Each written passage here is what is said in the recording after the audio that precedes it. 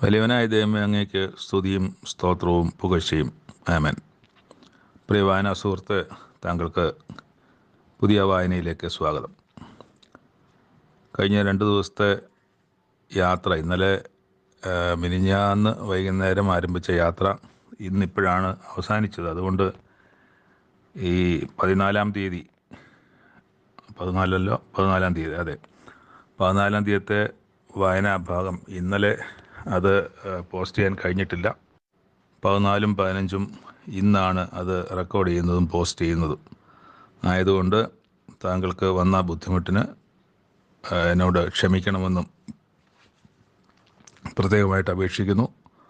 തുടർന്നുള്ള വായനകളിലൊക്കെയും സഹകരിക്കണമെന്ന് അഭ്യർത്ഥിക്കുകയും ചെയ്യുന്നു. 14-ാം തീയതിത്തെ വായനയിലേക്ക് നമ്മൾ കടക്കുമ്പോൾ 14-15 അധ്യായങ്ങളാണ് നമുക്ക് ന്യായാധിപന്മാർ പുസ്തകം നോക്കാനുള്ളത്. ശിംശോൻ വന്നതിനെ സംബന്ധിച്ച് നമ്മൾ കണ്ടു. ശിംശോന് തിമ്നയിൽ ഒരു ഫെലിസ്ത്യ കന്യകയെ കണ്ടു. തൻ്റെ അപ്പനെയും അമ്മയോടും ആ കന്യകയെ വിവാഹം കഴിക്കണം. അപ്പോൾ ഫെലിസ്ത്യ കുട്ടിയാണ്, കല്യാണം കഴിക്കണമെന്ന് പറഞ്ഞു. പക്ഷേ ഒരിക്കലും ആ മാതാപിതാക്കൾക്ക് അത് അംഗീകരിക്കാൻ കഴിയുന്നതായിരുന്നില്ല. കാരണം ഇസ്രായേലിനല്ലാത്ത ഒരുവനെ വിവാഹം കഴിക്കാൻ പാടില്ല. അപ്പം അതുകൊണ്ട് അങ്ങനെ ഒരു പ്രശ്നം അവിടെ ഉണ്ടായി. പക്ഷേ ഇതവിടെ നമ്മൾ വായിക്കുന്ന യഹോവയാൽ ഉണ്ടായതെന്ന് അവൻ്റെ അപ്പനും അമ്മയും അറിഞ്ഞില്ല എന്നാണ്.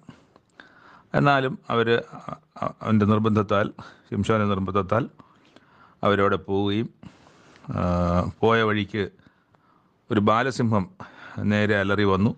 അപ്പോൾ മാതാപിതാക്കൾ അറിയാതെ അതിനെ ഒരു ആട്ടിൻകുട്ടിയെ പോലെ കീറിക്കളഞ്ഞു. എന്നിട്ട് അവരവിടെ പോയി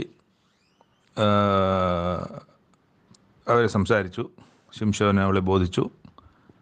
പിന്നെ കുറേ കാലം കഴിഞ്ഞ ശേഷം അവളെ വിവാഹം കഴിപ്പാൻ വേണ്ടി രണ്ടാമത് പോകുന്ന സമയത്ത് ഈ സിംഹത്തിൻ്റെ അന്ന് കൊന്ന സിംഹത്തിനെ എവിടെ ഒന്ന് പോയി നോക്കാൻ പോയപ്പം ആ സിംഹത്തിൻ്റെ ഒരു അസ്ഥിപഞ്ജരമാണ് അവിടെ ഉണ്ടായിരുന്നത്. അതിനകത്ത് ഒരു തേനീച്ച കൂട്ടവും ഇരിക്കുന്നത് കണ്ടു. അപ്പോൾ അത് കൈകൊണ്ടെടുത്ത് തിന്നു. അപ്പോൾ അവിടെയും ഒരു അശുദ്ധിയാണ്. ഇവിടെ നേരത്തെ പറഞ്ഞതുപോലെ അവൻ എന്താണ് ചെയ്യാൻ പാടില്ലാത്തത്? അവൻ മദ്യം കുടിക്കരുത്, വീഞ്ഞ് കുടിക്കരുത്, അശുദ്ധമായതൊന്നും തിന്നുകയും അരുത്. അപ്പം ശവത്താൽ അശുദ്ധമാകാൻ പാടില്ല എന്നുള്ള ഒരു വ്യവസ്ഥയും അവിടെ തെറ്റിക്കപ്പെടുന്നുണ്ട്. അപ്പനോടും അമ്മയോടും അത് പറയുന്നുമില്ല. അപ്പനും അമ്മയും വാങ്ങിച്ച് ഭക്ഷിക്കുകയും ചെയ്തു.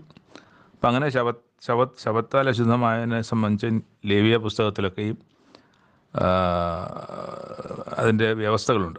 അപ്പോൾ ഇതും ചെയ്യാൻ പാടില്ലാത്തൊരു കാര്യം ഇവിടെ സംഭവിച്ചു. ശിംശോൻ അവിടെ ചെന്നു. ഈ പെൺകുട്ടിയെ വിവാഹത്തിനായി ചെന്നു. അവിടെ ചെന്നപ്പം അവിടെ ചെറുപ്പക്കാർക്കൊക്കെ ഒരു വിരുന്ന് കൊടുക്കുന്ന ഒരു പതിവ് അങ്ങനെ അവിടെ ഉണ്ടായിരുന്നു. അങ്ങനെ ചെയ്യുന്നൊരു പതിവുണ്ടായിരുന്നു.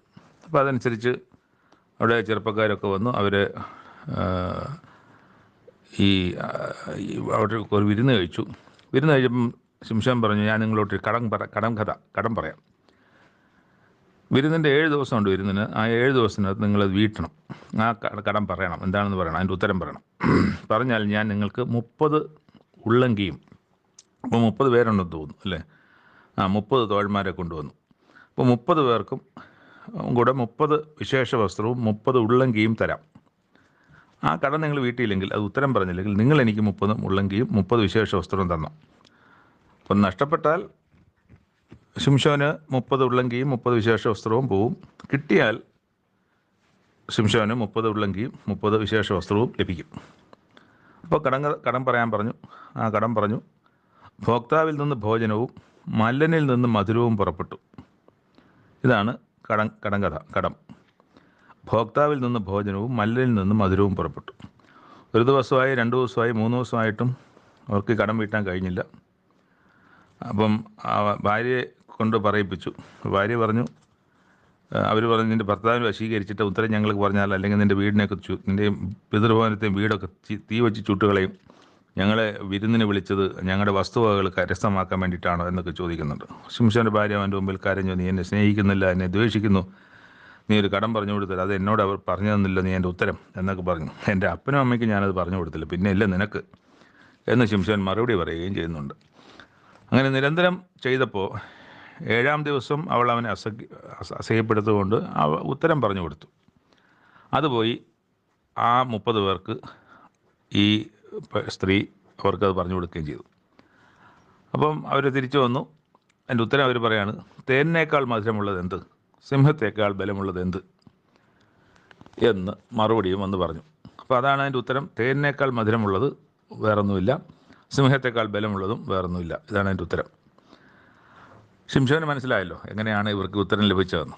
അപ്പോൾ ശിംശോൻ പറഞ്ഞു, നിങ്ങൾ എൻ്റെ പശുക്കിടാവിനെ പൂട്ടി ഉഴുതില്ലെങ്കിൽ എൻ്റെ കടം വീട്ടുകയില്ലായിരുന്നു എന്ന് പറഞ്ഞു. അപ്പോൾ അവിടെ വഞ്ചനയാണ് നടന്നതെന്നുള്ളതുകൊണ്ട് യഹോവയുടെ ആത്മാവ് അവൻ്റെ മേൽ വന്നു. അവൻ അസ്കലോനിലേക്ക് ചെന്ന് 30 പേരെ കൊന്ന് അവരുടെ ഉടുപ്പൂരി കടം വീട്ടിയവർക്ക് വസ്ത്രം കൊടുത്തു. അവൻ്റെ കോപം ജ്വലിച്ചു. അവൻ തൻ്റെ അപ്പൻ്റെ വീട്ടിൽ പോയി ശിംശോൻ്റെ ഭാര്യ അവൻ്റെ കൂട്ടുകാരനായിരുന്നു തോഴിന് ഭാര്യയായി തീർന്നു.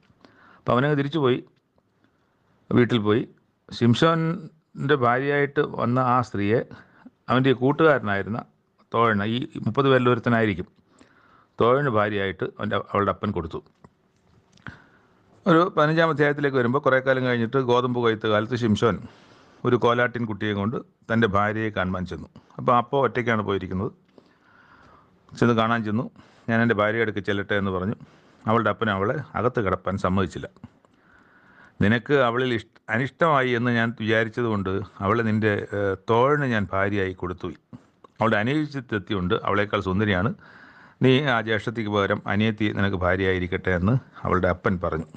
പക്ഷേ ഇത് ശിംശോൻ പറഞ്ഞു, ഞാനിപ്പോൾ ഫെലിസ്ത്യർക്ക് എന്തെങ്കിലും ചെയ്താൽ, അവരെ തല്ലുകയോ കൊല്ലുകയോ വല്ലതും ചെയ്താൽ ഞാൻ കുറ്റക്കാരനല്ല, കാരണം എനിക്കൊരു ചതിവ് പറ്റിയിരിക്കുകയാണ്.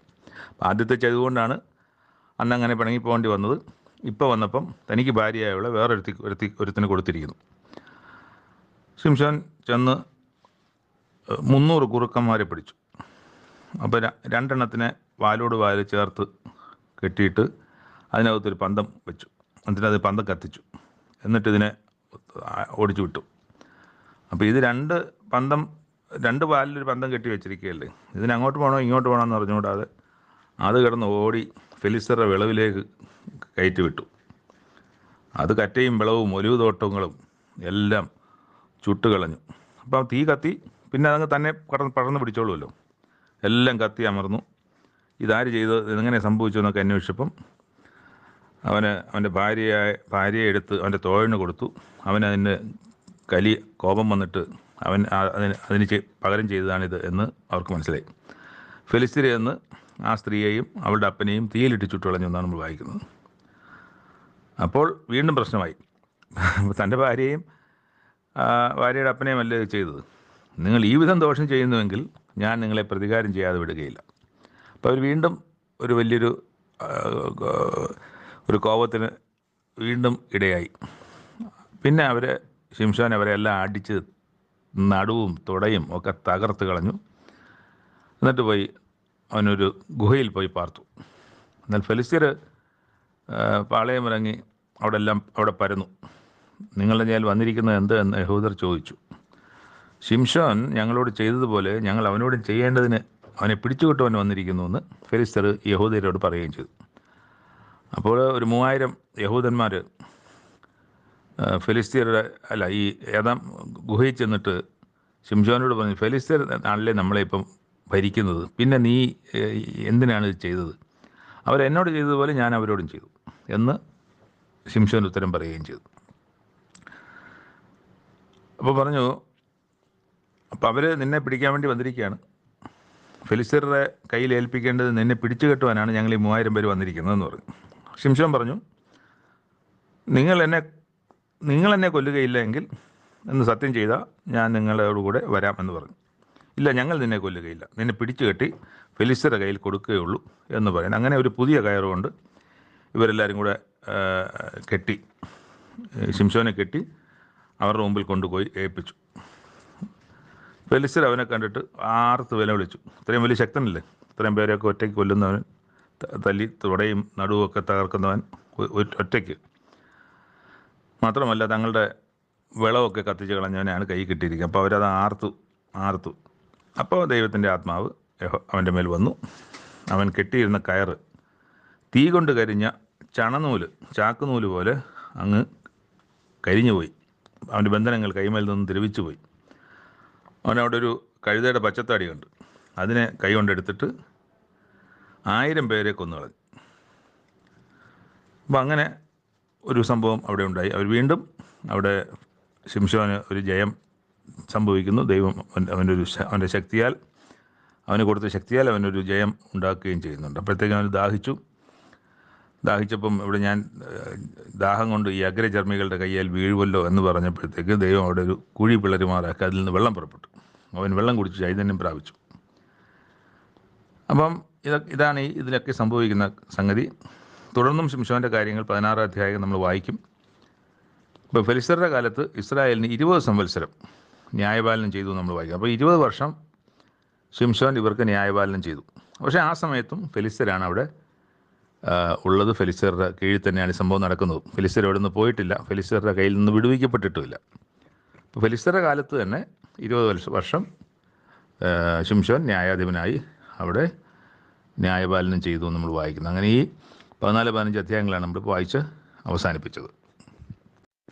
ശിംശോൻ ഈ ശക്തി വരുന്നതും ശിംശോൻ ഈ അത്ഭുതകരമായ കാര്യങ്ങൾ ചെയ്യുന്നതും ഇവരെ ശിക്ഷിക്കുന്നതും തല്ലുന്നതും കൊല്ലുന്നതും ഒക്കെ ദൈവത്തിൻ്റെ വലിയ ശക്തി അവരുടെ മേൽ വന്നിട്ടാണ്. എന്തുകൊണ്ടാണ്?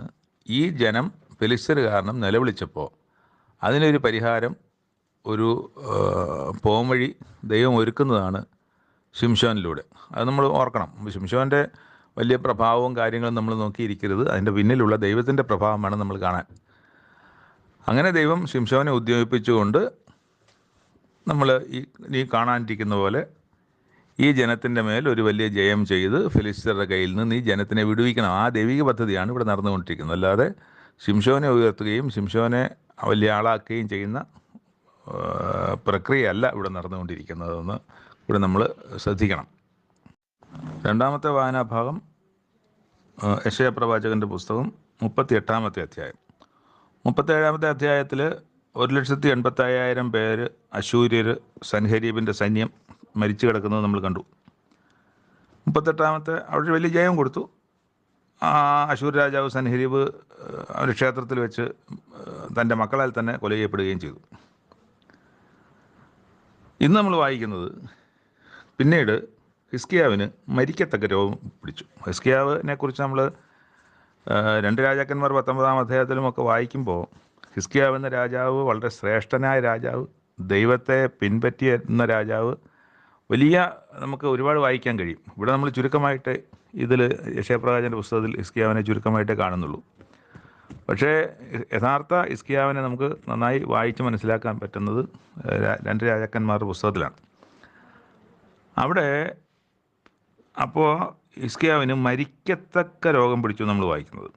ആമോസിൻ്റെ മകൻ യെശയ്യാ പ്രവാചകൻ അവൻ്റെ അടുക്കൽ വന്ന് അവനോട്, നിൻ്റെ കാര്യം ക്രമത്തിലാക്കുക, നീ മരിച്ചു പോകും, സൗഖ്യമാകുകയില്ല എന്ന് യഹോവയോട് അരുളി ചെയ്യുന്നു. ഹിസ്കിയാവ് മുഖം ചുവരിൻ്റെ നേരെ തിരിച്ച് യഹോവയോട് പ്രാർത്ഥിച്ചു.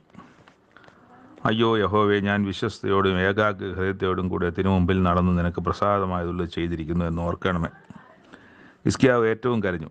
എന്നാൽ യെശയ്യാവിന് യഹോവയുടെ അരുളപ്പാടുണ്ടായതെന്തെന്നാൽ, അപ്പോൾ യെശയ്യാ പ്രവാചകനിക്ക് പോന്നല്ലോ. പിന്നെ യെശയ്യാ പ്രവാചകന് ദൈവത്തിൻ്റെ അരുളപ്പാട്, നീ എന്ന് ഹിസ്കിയാ രാജാവിനോട് പോയി പറയണം, നിൻ്റെ പിതാവായ ദാവീദിൻ്റെ യഹോവ ഇപ്രകാരം അരുളി ചെയ്യുന്നു, ഞാൻ നിൻ്റെ പ്രാർത്ഥന കേട്ടു, നിൻ്റെ കണ്ണുനീർ കണ്ടിരിക്കുന്നു, ഞാൻ നിൻ്റെ ആയുസ്സിനോട് 15 സംവത്സരം കൂട്ടും. അപ്പോൾ മരിക്കത്തക്ക രോഗം മരിക്കാനിരുന്ന ആളാണ് ഹിസ്കിയാ രാജാവ്. ഹിസ്കിയാ രാജാവിൻ്റെ പ്രാർത്ഥനയ്ക്ക് ഉത്തരം ദൈവം യെശയ്യാ പ്രവാചകനിലൂടെ അയച്ചു. 15 വർഷം കൂടെ നീ ജീവിച്ചിരിക്കുമെന്ന് പറഞ്ഞു. പിന്നെ ഒരു കാര്യം കൂടെ പറഞ്ഞു, ഞാൻ നിന്നെയും ഈ നഗരത്തെയും അശൂർ രാജാവിൻ്റെ കയ്യിൽ നിന്ന് വിടുവിക്കും, ഈ നഗരത്തെ ഞാൻ കാത്തുരക്ഷിക്കും. അപ്പം അവിടെ ഇത് വിശ്വസിക്കാൻ വേണ്ടിയിട്ട് ദൈവം ഒരു അടയാളവും പറയുന്നുണ്ട്. ആ അടയാളം എന്ന് പറഞ്ഞാൽ ആഹാസിൻ്റെ ഘടികാരം എന്താണ്, പിന്നെ ഈ സാധനത്തിൻ്റെ ഇംഗ്ലീഷ് പേര് അത് മറന്നുപോയി. ആ ഘടികാരത്തിൻ്റെ സൂര്യഗതി അനുസരിച്ച് ഇറങ്ങിപ്പോയിരിക്കുന്ന നിഴലിനെ 10 പടി പിന്നോക്കം തിരിമാറാക്കും. അതാണ് ഒരു നടക്കും എന്നുള്ളതിനുള്ള ഒരു അടയാളം കൊടുക്കുന്നത്. അപ്പോൾ സൂര്യൻ്റെ അധികാരത്തിൽ ഇരുന്നപ്പോൾ 10 പടി തിരിച്ച് പുറകോട്ട് പോയി. അവർ നോക്കിക്കൊണ്ടിരിക്കുമ്പോൾ തന്നെ അത് പുറകോട്ട് പോയി. അപ്പോൾ അതായിരുന്നു അവിടെ കൊടുത്തിരുന്ന ഒരു അടയാളം. അപ്പോൾ സംഭവിക്കും, ഇത് ഒരിക്കലും സംഭവിച്ചിട്ടില്ലല്ലോ. ഇപ്പം കാഴ്ച സൂര്യൻ്റെ ഇത് ഇറങ്ങിപ്പോയതിനെ തിരിച്ച് ആ സൂചി തിരിച്ച്, അതായത് നമ്മുടെ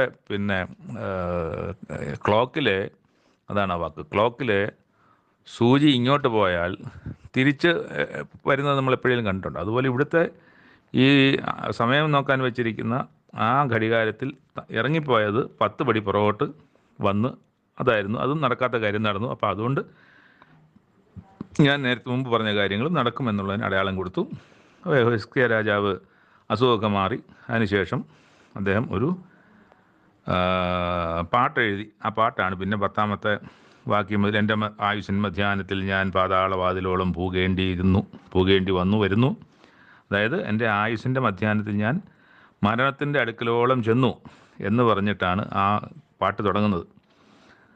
അപ്പോൾ അത് പാടി അതിൻ്റെ അവസാനം എത്തുമ്പം അതിൻ്റെ 18ാമത്തെ വാക്യത്തിൽ, പാതാളം നിന്നെ സ്തുതിക്കുന്നില്ല, മരണം നിന്നെ വാഴ്ത്തുന്നില്ല, കുഴിയിലിറങ്ങുന്നവർ നിൻ്റെ വിശ്വസ്തയെ പ്രത്യാശിക്കുന്നതുമില്ല. ഞാൻ ഇന്ന് ചെയ്യുന്നത് പോലെ ജീവനുള്ളവൻ മാത്രം നിന്നെ സ്തുതിക്കും. അപ്പൻ മക്കളോട് നിൻ്റെ വിശ്വസ്തയെ അറിയിക്കും. യഹോവ എന്നെ രക്ഷിപ്പാൻ ഒരുങ്ങിയിരിക്കുന്നു, അതുകൊണ്ട് ഞങ്ങൾ ജീവപര്യന്തം യഹോവയുടെ ആലയത്തിൽ തന്ത്രനാദത്തോടെ എൻ്റെ ഗീതങ്ങളെ പാടും. അപ്പം അത് ആണ് പാട്ട് പാടിയത്. അപ്പോൾ അവന് സൗഖ്യം വരേണ്ടതിന് അത്തിപ്പഴക്കട്ട കൊണ്ടുവന്ന് പരുവിന്മേൽ പുരട്ടുവാൻ യെശയ്യാ പറഞ്ഞിരുന്നു. ഇതിനു മുമ്പ്, ഈ അസുഖം മാറുന്നതിന് മുമ്പ് ചെയ്ത കാര്യം, ഒരു അത്തിപ്പഴത്തിൻ്റെ കട്ട കൊണ്ടുവന്ന് ആ പരുവിൽ, രോഗമുണ്ടായിരുന്ന ആ മുറിവിൽ പുരട്ടുവാൻ പറഞ്ഞിരുന്നു. ഞാൻ യഹോവയുടെ ആലയത്തിൽ കയറി ചെല്ലും എന്നതിന് അടയാളം എന്തും ഹിസ്കിയാവ് ചോദിച്ചിരുന്നു. അപ്പോൾ ഇത് രണ്ടും നേരത്തെ സംഭവിച്ചാണ്.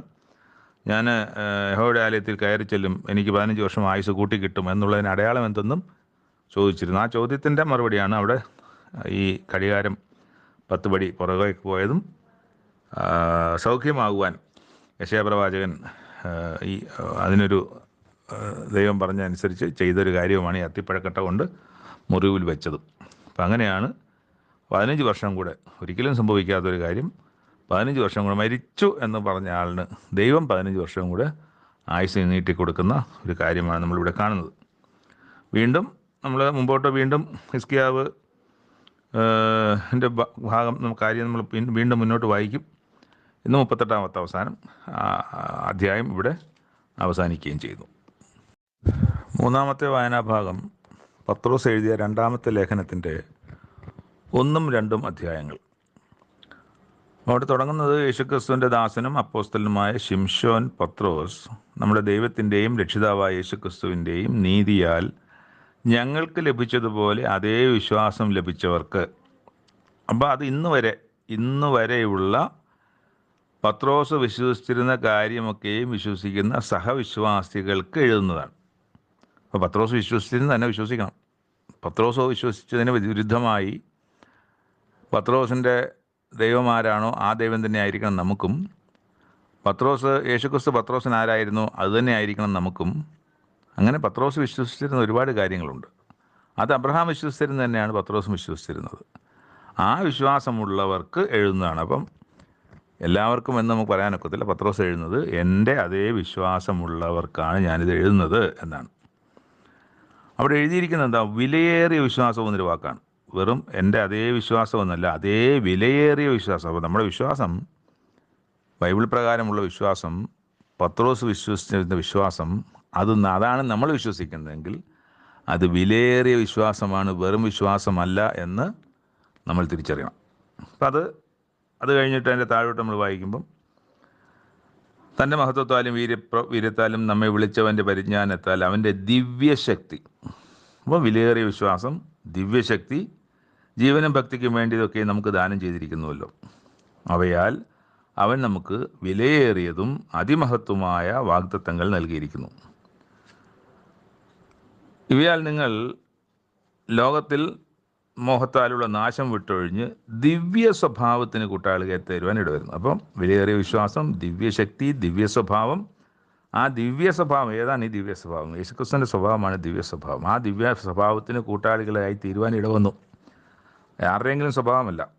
ആ ദിവ്യ സ്വഭാവം ത്തിന് കൂട്ടാളികളായി തീരുവാൻ ഇവിടെ വന്നു എന്ന് പറഞ്ഞാൽ നമുക്ക് ദിവ്യ സ്വഭാവം ഉണ്ട് എന്ന് അർത്ഥമാക്കണ്ട. യേശുക്രിസ്തുവിലുള്ള ദിവ്യ സ്വഭാവത്തിന് ഉണ്ടാകുവാൻ കൂട്ടാളിയായി തീരുവാൻ ഇട വന്നു. നമ്മൾ കൂട്ടാളികളാണ്. പക്ഷേ ആ ദിവ്യ സ്വഭാവം തന്നെയാണോ നമ്മളുള്ളതെന്ന് നമ്മൾ സ്വയം അവരവർ പരിശോധിക്കുക എന്നുള്ളതാണ്. അതിൻ്റെ 5-ാമത്തെ വാക്യത്തിൽ നിങ്ങളുടെ വിശ്വാസത്തോട്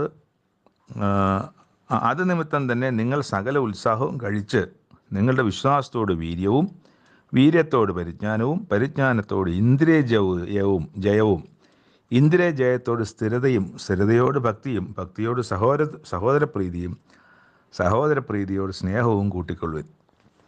അപ്പം ഇതിൻ്റെ അവസാനമാണ് സ്നേഹവും കൂട്ടിക്കൊള്ളുവിൻ എഴുതുന്നത്. നമുക്ക് വേണമെങ്കിൽ തിരിച്ചു വേണമെങ്കിൽ വായിച്ചു നോക്കാം. സ്നേഹം, അതിനാൽ ഉണ്ടാകുന്ന സഹോദരപ്രീതി, അതിന് ഉദാഹരണം ഭക്തി, സ്ഥിരത, ഇന്ദ്രിയജയം, പരിജ്ഞാനം, വീര്യം, വിശ്വാസം. അങ്ങനെ തിരിച്ച് നമ്മൾ പോകുമ്പോൾ അങ്ങനെ അവസാനം ചെന്ന് നിൽക്കുന്ന വിശ്വാസമാവും. അപ്പം വിശ്വാസത്തിൽ നിന്ന് തുടങ്ങി ഈ ഇടയ്ക്ക് പറയുന്ന പല കാര്യങ്ങളിലും വന്നിട്ട് നമ്മൾ ചെന്ന് നിൽക്കുന്നത് സ്നേഹത്തിലാണ്. ഈ വിശ്വാസം നമ്മളിലേക്ക് എത്തുന്നത് തിരിച്ചു നോക്കിയാൽ ദൈവത്തിൻ്റെ സ്നേഹത്തിൻ്റെ പരിണിത ഫലമാണ് നമ്മൾ വിശ്വാസം എത്തുന്നത്. വിശ്വാസത്തിൽ നിന്ന് അല്ല സ്നേഹത്തിലേക്ക്. സ്നേഹത്തിൽ നിന്നാണ് നമ്മൾ വിശ്വാസികൾ, ദൈവത്തിൻ്റെ സ്നേഹത്തിൽ നിന്നാണ് നമ്മൾ വിശ്വാസികളായി മാറുന്നത്. അപ്പം അങ്ങനെ ഒരു രണ്ട് വശത്തേക്ക് നോക്കുമ്പോഴും ഒന്ന് നമ്മളിൽ അത് വന്നിരിക്കുന്ന വിശ്വാസം അത് സ്നേഹമായി മാറേണ്ടതും, ദൈവത്തോടും മനുഷ്യരോടും ഒക്കെ സ്നേഹത്തിലേക്ക് മാറേണ്ടതും, എന്നാൽ നമ്മളിലേക്ക് വിശ്വാസം വന്നത് ദൈവത്തിൻ്റെ സ്നേഹത്തിൻ്റെ ഫലമായെന്നും നമുക്ക് മനസ്സിലാക്കണം. തുടർന്ന് എഴുതിയിരിക്കുന്ന നിങ്ങളുടെ വിളിയും തിരഞ്ഞെടുപ്പും ഉറപ്പാക്കുവാൻ അധികം ശ്രമിപ്പിൻ. അപ്പം നമുക്കൊരു വിളിയുണ്ട്, വിളിച്ചവരെല്ലാവരും തിരഞ്ഞെടുക്കപ്പെടുന്നില്ല, അത് മനസ്സിലാക്കണം. ഒരു ജോലിക്ക് ഇൻ്റർവ്യൂവിന് വിളിച്ചു, ടെസ്റ്റ് എഴുതി പാസ്സായി ഇൻ്റർവ്യൂവിന് വിളിച്ചു. 10 സീറ്റാണുള്ളത്, 100 പേരെ ഇൻ്റർവ്യൂവിന് വിളിച്ചു, 10 പേർക്ക് കിട്ടുള്ളൂ. അപ്പോൾ അവിടെ തിരഞ്ഞെടുക്കപ്പെട്ടവർ കുറവാണ്, വിളിക്കപ്പെട്ടവരോ അനേകം, തിരഞ്ഞെടുക്കപ്പെട്ടവരോ ചുരുക്കം. അപ്പോൾ ആ വിളിക്കപ്പെടുകയും തിരഞ്ഞെടുക്കപ്പെടുകയും ആകുന്നവരാണ് എന്ന് ചിന്തിച്ചിട്ടാണ്, എന്നുറച്ചിട്ടാണ്, എന്ന് ഈ വായിക്കുന്നവരെല്ലാവരും, അറിയുന്നവരെല്ലാവരും, ഈ ലേഖനം കേൾക്കുന്നവരെല്ലാവരും വിളിക്കപ്പെടുകയും തിരഞ്ഞെടുക്കപ്പെടുകയും ചെയ്തു എന്നുള്ള സംഗതിയിലാണ് ഇത് പറയുന്നത്. വിളിയും തിരഞ്ഞെടുപ്പും ഉറപ്പാക്കുവാൻ അധികം ശ്രമിപ്പീൻ. എല്ലാവരും വിളിച്ചിട്ടുണ്ട്, പക്ഷേ തിരഞ്ഞെടുപ്പിൽ നിന്ന് പുറത്തു പോകാൻ പാടില്ല, അതിൽ കിട്ടുന്നവരായി തന്നെ മാറണമെന്നുള്ളതാണ്. ഇങ്ങനെ ചെയ്താൽ നിങ്ങൾ ഒരു നാളും ഇടറിപ്പോകാതെ നമ്മുടെ കർത്താവും രക്ഷിതാവുമായ യേശുക്രിസ്തുവിൻ്റെ നിത്യരാജ്യത്തിലേക്കുള്ള പ്രവേശനം ധാരാളമായി പ്രാപിക്കും. അതുകൊണ്ട് നിങ്ങൾ അറിഞ്ഞവരും ലഭിച്ച സത്യത്തിൽ ഉറച്ചു നിൽക്കുന്നവരും എന്ന് വരികിലും ഇത് നിങ്ങളെ എപ്പോഴും ഓർമ്മിപ്പിക്കാൻ ഞാൻ ഒരുങ്ങിയിരിക്കും. അപ്പം ഞാനിത് ഒരുങ്ങിയിരിക്കുമെന്ന് പറഞ്ഞാൽ, ഞാൻ ഒരുങ്ങിയിരിക്കുമെന്ന് പറഞ്ഞ വാക്ക് പത്രോസ് അപ്പോസ്തലൻ മരിച്ചു പോയല്ലോ. പക്ഷേ ഞാൻ ഒരുങ്ങിയിരിക്കുമെന്ന് പറഞ്ഞ വാക്ക് ഇന്നും അത് ഒരുങ്ങിത്തന്നെ ഇരിക്കുകയാണ്. അതുകൊണ്ടാണല്ലോ നമ്മൾ ഇന്നത് വായിക്കുന്നത്. പത്രോസ് അപ്പോസ്തലൻ മരിച്ചിട്ട് 2000 വർഷത്തോളമായി. പത്രോസ് അപ്പോസ്തലൻ ഇന്നും നമ്മളോട് സംസാരിച്ചുകൊണ്ടിരിക്കുകയാണ്. ഇന്ന് നമ്മളോട് സംസാരിച്ചു, ഇന്നലെ വേറെ പലരോട് സംസാരിച്ചു, നാളെ വേറെ പലരോട് സംസാരിക്കും. അതാണ് നമ്മൾ ഇവിടെ വായിക്കുന്നത്. ഞാൻ എപ്പോഴും ഓർമ്മിപ്പിക്കാൻ ഒരുങ്ങിയിരിക്കും.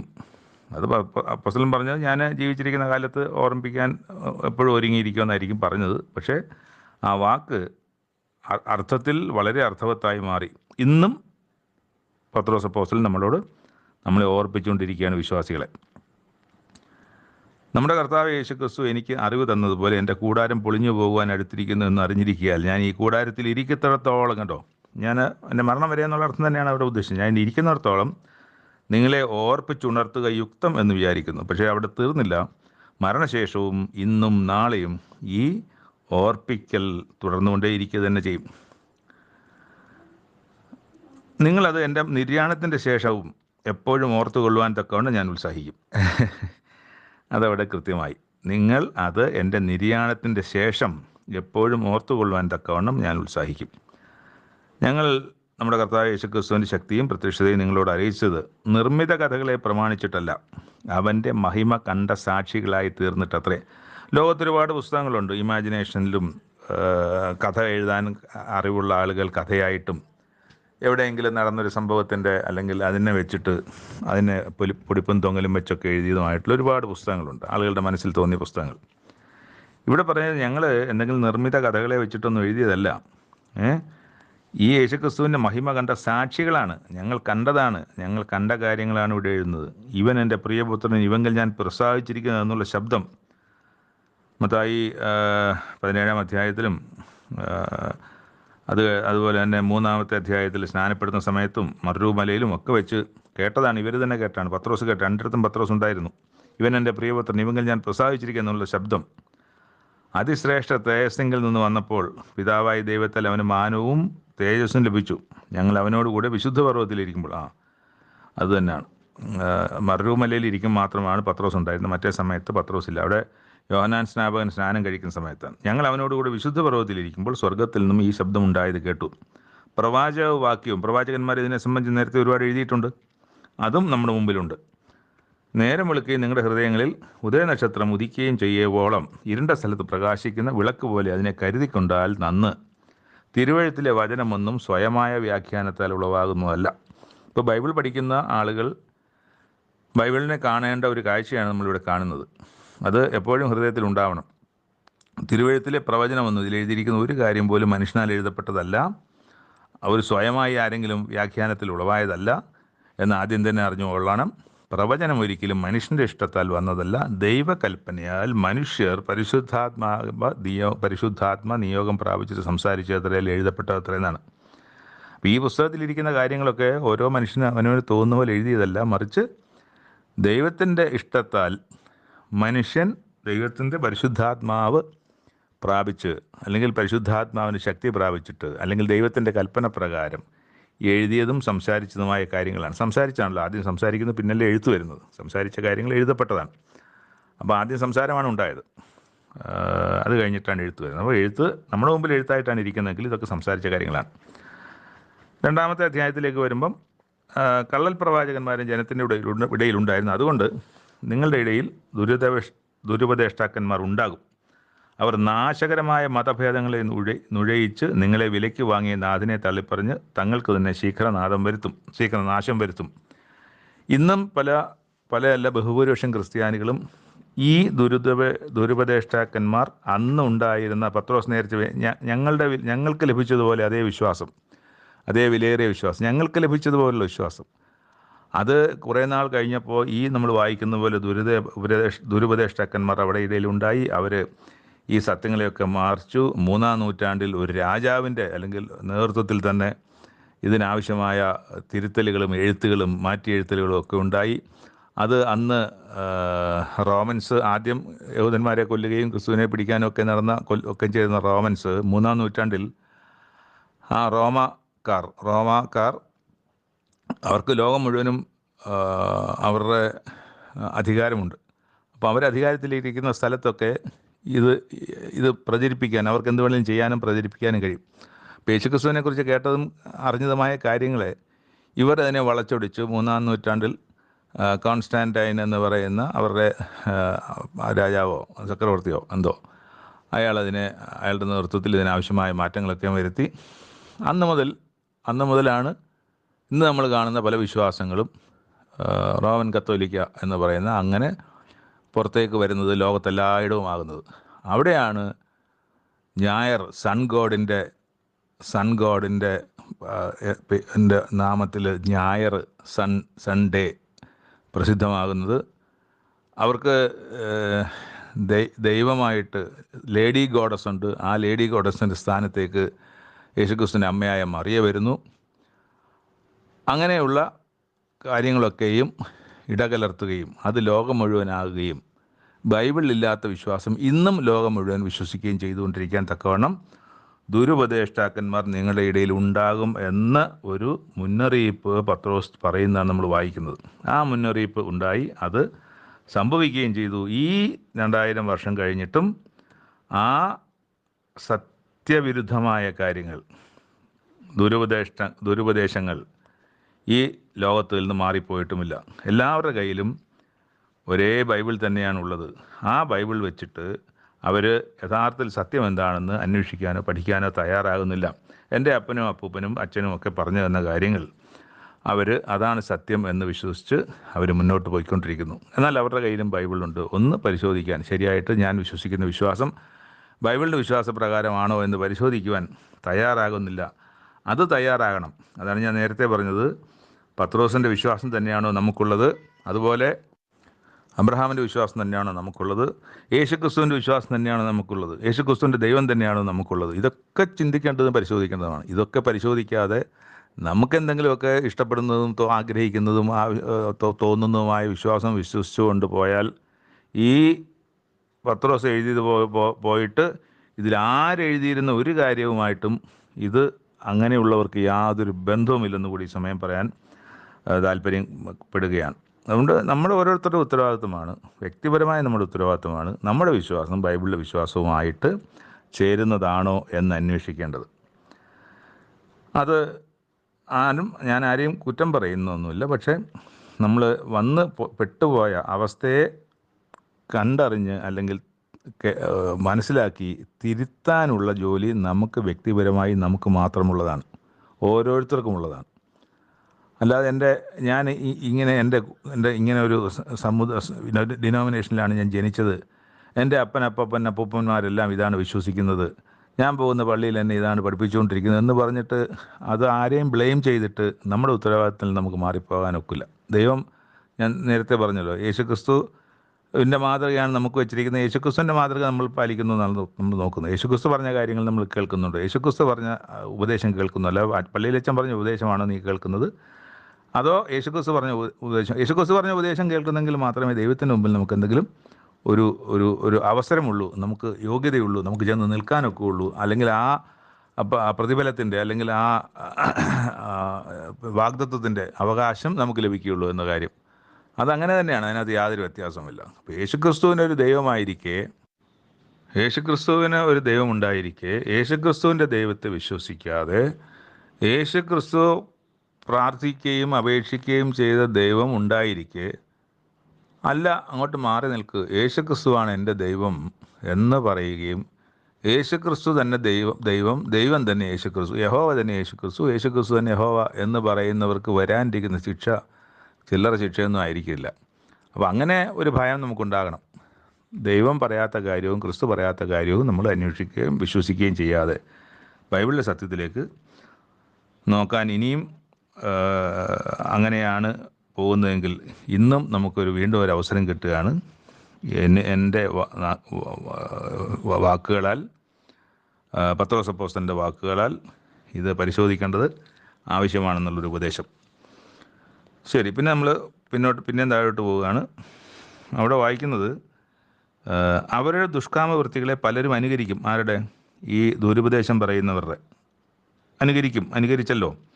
അവർ നിമിത്തം സത്യമാർഗം ദൂഷിക്കപ്പെടും. അപ്പോൾ സത്യമാർഗത്തിന് വിട്ടുപോയി അവർ കാരണം ആ ദുഷ്പേര് ദൈവത്തിനുണ്ടായി. അവർ ദ്രവ്യാഗ്രഹത്തിൽ കൗശലവാക്ക് പറഞ്ഞ് നിങ്ങളെ വാണിഭമാക്കും. അപ്പം നിങ്ങളെ ഉപയോഗിച്ചുകൊണ്ടിരിക്കുകയാണ് എന്നാണ് പറയുന്നത്. നിങ്ങളെ അവർ ഉപയോഗിക്കും, നിങ്ങളുടെ പണം വാങ്ങിക്കും. പല പള്ളികളിലും അല്ലെങ്കിൽ പല കാര്യത്തും കാണുന്നത് എന്താണ്? ഒരു പള്ളിയിൽ ജീവിച്ചിരിക്കുന്നവരെക്കാളും വരുമാനം മരിച്ചവരെ കൊണ്ടാണെന്ന് പറഞ്ഞ് ഞാൻ കേട്ടിട്ടുണ്ട്. ഒരു പള്ളിയിൽ ഇപ്പം ഉള്ള കുടുംബങ്ങൾ എല്ലാവരും കൂടി ചേർത്ത് 500 പേരാണ്. കഴിഞ്ഞ 10-100 വർഷമായിട്ട് ആ പള്ളിയിൽ മരിച്ചവരിലെല്ലാവരും ചേർത്ത് ഒരു 4000-5000 പേര് കാണും. അപ്പോൾ ഈ ജീവിച്ചിരിക്കുന്നവർ അവിടെ കൊണ്ടുവരുന്ന വരുമാനത്തെക്കാൾ മരിച്ചവരാൽ അവർക്ക് ആ പള്ളിയിലേക്ക് വരുമാനം വരുന്നതാണ്. അപ്പോൾ ഇവർക്ക് വേണ്ടിയുള്ള പ്രാർത്ഥന എല്ലാ വർഷവും നടത്തുകയാണ്. മരിച്ചവർക്ക് വേണ്ടിയുള്ള പ്രാർത്ഥന.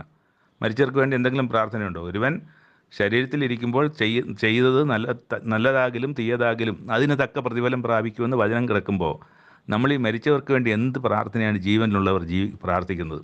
അത് സഭകളുടെ ഉപദേശമാണ്, അല്ലെങ്കിൽ ദുരുപദേശമാണ്. ആ ദുരുപദേശത്തിന് കീഴ്പ്പെട്ട് ആണ് ലോകത്തെ ബഹുഭൂരിപക്ഷം ക്രിസ്തീയ ബൈബിൾ കൊണ്ടു നടക്കുന്ന ആളുകൾ നടക്കുന്നത്.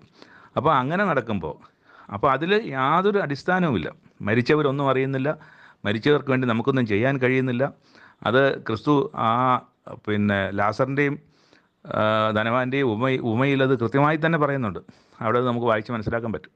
അപ്പോൾ അങ്ങനെ ഇരിക്കെ ഈ മരിച്ചവർക്ക് വേണ്ടി പ്രാർത്ഥിക്കുകയും മരിച്ചവർക്ക് വേണ്ടി പിന്നെ പള്ളിയിൽ മീറ്റിംഗ് നടത്തുകയും അതൊക്കെ ചെയ്യുന്നതിൽ ഒരു അർത്ഥവുമില്ല. അതുപോലെ ഒരുപാട് കാര്യങ്ങൾ ഇന്ന് വിശ്വാസികൾ ചെയ്യുന്നുണ്ട്. അതിലൊന്നും ഒരു കാര്യമില്ല. അതാ ഇവിടെ പറയുന്നത്, സത്യമാർഗം അവർ ദ്രവ്യാഗ്രഹത്താൽ. അപ്പോൾ അത് ദ്രവ്യാഗ്രഹമാണ്. അച്ഛന് പൈസ കിട്ടും, അതുപോലെ പള്ളിക്ക് പൈസ കിട്ടും. അവർ ദ്രവ്യാഗ്രഹത്താൽ കൗശലവാക്ക് പറഞ്ഞ് നിങ്ങളെ വാണിഭമാക്കും. നിങ്ങൾ അവർക്ക് പണമുണ്ടാക്കി കൊടുക്കുന്ന ആളുകളായി അല്ലെങ്കിൽ കച്ചവട ചരക്കുകളായി മാറി. വിശ്വാസികൾ കച്ചവട ചരക്കുകളായി മാറുന്നത് അതും സംഭവിച്ചു. നിങ്ങളെ വാണിഭമാക്കി, നിങ്ങളെ കച്ചവട ചരക്കുകളാക്കി, അതും സംഭവിച്ചു. അവർക്ക് പൂർവ്വകാലം മുതൽ ന്യായവിധി താമസിയാതെ വരുന്നു എന്ന് എഴുതിയിരിക്കുന്നത്. ഞാൻ നേരത്തെ പറഞ്ഞത് ചുമ്മാതല്ല. അവർക്ക് ന്യായവിധി ഉണ്ട്, ശിക്ഷാവിധി ഉണ്ട്. അവർക്ക് പൂർവ്വകാലം മുതൽ ശിക്ഷാവിധി ഉണ്ട് എന്നാണ്. അവരുടെ നാശം ഉറങ്ങുന്നതുമില്ല, അവർക്ക് നാശം സ്ഥിരമായുണ്ട്. പാപം ചെയ്ത ദൂതന്മാരെ ദൈവം ആദരിക്കാതെ അന്ധതമസിൻ്റെ ചങ്ങലയിട്ട് നരകത്തിലാക്കി ന്യായവിധിക്ക് കാപ്പാൻ ഏൽപ്പിക്കുകയും പുരാതന ലോകത്തെയും ആദരിക്കാതെ ഭക്തികെട്ടവരുടെ ലോകത്തിൽ. ഈ പറഞ്ഞു വരുന്നത് പുരാതന കാലത്ത് ഇതുപോലുണ്ടായിരുന്ന സംഭവങ്ങളൊക്കെ നടന്നപ്പോൾ ഉണ്ടായ കാര്യങ്ങളെ സംബന്ധിച്ചാണ്. അപ്പം നോഹ അവിടെ കിടന്ന് എല്ലാവരോടും പോയി പ്രസംഗിച്ചു, പ്രളയം വരുന്നുവെന്ന്. ആരും കേട്ടില്ല. വെറും 7 പേര് കൂടെ, നോഹ ഉൾപ്പെടെ 8 പേർ മാത്രമാണ് അതിൽ വിശ്വസിക്കുകയും അത് സംഭവിക്കുകയും. അതുപോലെ തന്നെ സോദോം ഗൊമോറയിൽ അവിടെയും ഇതുപോലെ സംഭവിച്ചു. അവിടെയും ഉന്മൂലനാശത്തിന് വിധിച്ച് ഭക്തികെട്ട കുറേ ആൾക്കാരെ അവിടെ എല്ലാം കത്തിച്ച് കളഞ്ഞു. അവിടുന്ന് പട്ടണം തീ വെച്ച് വിടപ്പെടുന്നതാണ് കാണുന്നത്. അപ്പോൾ അതുപോലെ ഉള്ള കാര്യങ്ങൾ മുമ്പ് നടന്നതൊക്കെയും ഓർക്കണമെന്നാണ്. കർത്താവ് ഭക്തന്മാരെ പരീക്ഷയിൽ നിന്ന് വിടുവിപ്പാനും നീതികെട്ടവരെ വിശേഷാൽ മലിനമോഹം കൊണ്ട് ജഡത്തെ അനുസരിച്ച് നടക്കുകയും കർത്തൃത്വത്തെ നിന്ദിക്കുകയും ചെയ്യുന്നവരെ തന്നെ. അപ്പം യഹോവയായ ദൈവം ദൈവമായിരിക്കുമ്പോൾ വേറെ ആരെങ്കിലും ദൈവം പറയുക എന്ന് പറഞ്ഞാൽ അത് കർത്തൃത്വത്തെ നിന്ദിക്കുകയാണ്. ചെയ്യുന്നവരെ തന്നെ ന്യായ ദിവസത്തിലെ ദണ്ഡനത്തിനായി കാപ്പാനും അറിയുന്നുവല്ലോ എന്ന്. അപ്പം നമ്മൾ സൂക്ഷിക്കണം. നമുക്ക് വരുന്ന ശിക്ഷാവിധിയെക്കുറിച്ച് നമുക്ക് ബോധ്യം വേണം. അപ്പോൾ അത് ഇത്രയൊക്കെ പറയാനേ എന്നെപ്പോലെയുള്ളവർ കഴിയുള്ളൂ. അത് തിരിച്ചറിയുകയും അന്വേഷിക്കുകയും ദൈവത്തിൻ്റെ വഴിയിൽ തന്നെ നിൽക്കുകയും ചെയ്യേണ്ടത് കേൾക്കുന്ന ഓരോരുത്തരുമാണ്. അല്ലെങ്കിൽ നമ്മൾ ഓരോരുത്തരും, ഞാൻ ഉൾപ്പെടെയുള്ള വിശ്വാസികളെന്ന് പറഞ്ഞു കിടക്കുന്നവരാണ്. അതുപോലെ തന്നെ താഴോട്ട് വീണ്ടും പറയുന്നുണ്ട്, ബെയോറിൻ്റെ മകനായ ബിലിയാമിനെ എങ്ങനെയാണ് ദൈവം കൈകാര്യം ചെയ്തതെന്നുള്ളത്. അപ്പം പിന്നെ താഴോട്ട്, ഒരുത്തൻ ഏതിനോട് തോൽക്കുന്നു അതിനടിമപ്പെട്ടിരിക്കുന്നു. അപ്പോൾ ഏതിനോടാണ് നമ്മൾ തോൽക്കുന്നത്? അതിനോട് അടിമപ്പെട്ടിരിക്കുന്നതാണ്. അപ്പോൾ ഏതെങ്കിലും ഒരു ദൈവം പറയാത്തൊരു കാര്യത്തിന് അവിടെ എഴുതിയിട്ടുണ്ട്, ദുഷ്കാമവൃത്തികളാൽ, കാമഭോഗങ്ങൾ, വരിക്കൂത്ത്, ഇങ്ങനെയുള്ള പല കാര്യങ്ങൾ. അതിലൊക്കെ ഒരുപാട് കാര്യങ്ങളുണ്ടല്ലോ. ദൈവം പറഞ്ഞത് ചെയ്യണമെന്ന് പറയുകയും ചെയ്യണമെന്ന് പറഞ്ഞത് ചെയ്യാതിരിക്കുകയും ചെയ്യരുത് എന്ന് പറഞ്ഞ കാര്യങ്ങൾ ചെയ്യുന്നതാണ് കൽപ്പനാ ലംഘനമാണ്. അതാണ് അതിലൊക്കെ ഉള്ള കാര്യങ്ങളാണ് ഏതിനോട് തോൽക്കുന്നു. അതിൽ തോറ്റുപോവാണ്, വീണ്ടും അതിൽ ജയിക്കാൻ കഴിയുന്നില്ല, അതിൽ തന്നെ പെട്ടു പോവുകയാണ്. അപ്പോൾ അതിനടിമപ്പെട്ടിരിക്കുന്നു. കർത്താവും രക്ഷിതാവുമായ യേശുക്രിസ്തുവിൻ്റെ പരിജ്ഞാനത്താൽ ലോകത്തിൻ്റെ മാലിന്യം വിട്ടോടിയവർ വീണ്ടും അതിൽ കുടുങ്ങി തോറ്റുപോയാൽ അവരുടെ ഒടുവിലത്തെ സ്ഥിതി ആദ്യത്തേതിനേക്കാൾ അധികം വഷളായിപ്പോയി. തങ്ങൾക്ക് ഏൽപ്പിച്ച് കിട്ടിയ വിശുദ്ധ കൽപ്പനയെ നീതിയുടെ വഴി അറിഞ്ഞ ശേഷം വിട്ടുകളയുന്നതിനേക്കാൾ അത് അറിയാതിരിക്കുന്നവർക്ക് നന്ന്. അപ്പം നമ്മളിപ്പം ഈ സത്യം അറിഞ്ഞിട്ട് വീണ്ടും തെറ്റായ വിശ്വാസത്തിലേക്കോ അല്ലെങ്കിൽ കൽപ്പന ലംഘനങ്ങളിലേക്കൊക്കെ മറിഞ്ഞു പോയാൽ തിരികെ വരുന്ന കാര്യം, മടങ്ങി വരാവുന്ന കാര്യം വലിയ പാടാണെന്നാണ്. അപ്പോൾ അവരുടെ പിന്നെയുള്ള അവസ്ഥ എന്ന് പറയുന്നത് ആദ്യത്തെ അവസ്ഥയെക്കാളും മോശപ്പെട്ടൊരവസ്ഥയിലേക്കാണ് ഇത് പോകുന്നത്. അങ്ങനെ നീതിയുടെ വഴി അറിഞ്ഞ ശേഷം അതിനെ വിട്ടുകളയാവുന്നതിനേക്കാൾ അത് അറിയാതിരിക്കുന്നതായിരുന്നു അവർക്ക് നല്ല. അറിയാതിരുന്നെങ്കിൽ അത്രയും ശിക്ഷയില്ല. അറിഞ്ഞു പോയത് കൊണ്ട് ശിക്ഷയുണ്ട്. അറിയാതിരുന്നതാണ് ഇങ്ങനെ പിന്മാറി പോവുകയൊക്കെ ചെയ്യുന്നതിനേക്കാൾ നല്ലത്. അത് അറിയാതിരുന്നെങ്കിൽ നല്ലതായിരുന്നു എന്ന് പറഞ്ഞിട്ടാണ് ഈ രണ്ടാമത്തെ അധ്യായം അവസാനിക്കുന്നത്. ഇനി ഒരു അധ്യായം കൂടി കഴിയുമ്പോഴാണ് പത്രോസ് എഴുതിയ രണ്ടാമത്തെ ലേഖനം അവസാനിക്കുക. 3 വായനാ ഭാഗങ്ങൾ ഇവിടെ അവസാനിക്കുന്നു. പറഞ്ഞതിൽ ചില നാക്കുപിഴകൾ എന്തോ പോലെ വന്നിട്ടുണ്ടെന്ന് ഞാൻ മനസ്സിലാക്കുന്നു. അതിനെ ശരിയായത് കേൾക്കുക. ഞാൻ അവിടെ തന്നെ തിരുത്തിയിട്ടുണ്ടെന്നാണ് എനിക്ക് തോന്നുന്നത്. ശരിയായത് തന്നെ കേൾക്കാനും അതിൽ തന്നെ നിൽക്കുവാനും ദൈവം ഇടയാക്കട്ടെ എന്ന് പ്രാർത്ഥിച്ചുകൊണ്ട് ഇന്നത്തെ വായന ഇവിടെ അവസാനിപ്പിക്കുന്നു. നന്ദി.